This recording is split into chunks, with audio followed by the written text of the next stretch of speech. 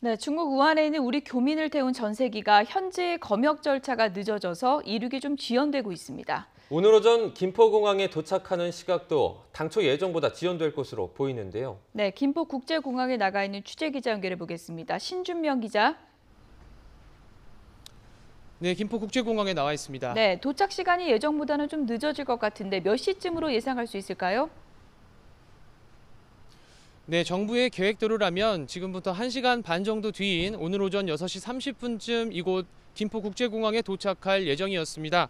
하지만 출국 전 검역이 지연되면서 우한에서 아직까지도 전세기가 이륙하지 못했습니다.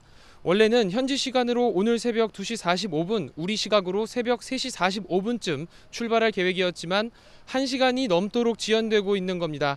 현재 전세기 탑승을 기다리고 있는 현지 교민은 순차적으로 검사 후에 탑승하고 있다면서도 검역을 꼼꼼히 해서 시간이 늦어져 한두 시간은 더 걸릴 것 같다고 말했습니다. 당초 우리 정부는 어제와 오늘 각각 2편씩 전세기를 보내 현지 교민 700여 명을 태우고 올 예정이었습니다. 하지만 중국 정부가 어제 전세기 한 대만 승인하면서 절반 정도인 350여 명만 오늘 귀국하게 되고 나머지 교민들의 수송 계획은 아직까지 불투명한 상황입니다. 정부는 전세기 안에서 혹시 모를 감염을 막기 위해 앞, 뒤와 양 옆을 모두 띄우고 앉도록 할 예정이었지만 비행편이 한 대로 줄면서 교민들은 간격 없이 붙어서 앉게 됐습니다.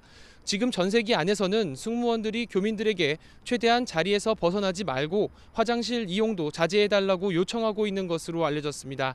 우한에서 전세기 탑승 전에 검역을 받은 교민들은 이곳 김포공항에 도착해서도 정밀 검역을 또 한 번 받습니다.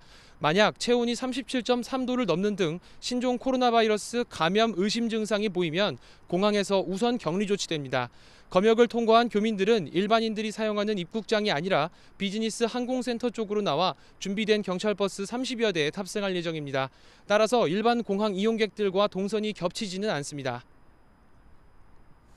네, 그럼 교민들이 이제 도착을 한 뒤에는 아산과 진천에 있는 격리시설로 이동을 하는 거죠?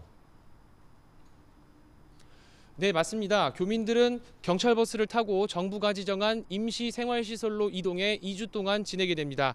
정부는 충남 아산경찰인재개발원과 충북 진천 국가공무원 인재개발원으로 교민들을 이송할 계획인데요.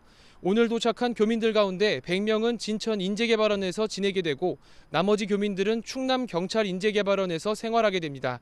외출과 면회는 금지되고 식사도 도시락으로 하는 등 외부인과의 노출은 제한됩니다. 다만 외출을 해야 할 경우 미리 허가를 받고 마스크를 쓴 채 이동해야 합니다. 신종 코로나 바이러스는 감염 후 최대 14일 이내에 발병하는 만큼 2주간의 격리 생활 동안 특별한 증상이 없으면 보건 교육을 받고 귀가하게 됩니다. 지금까지 김포공항에서 YTN 신주명입니다.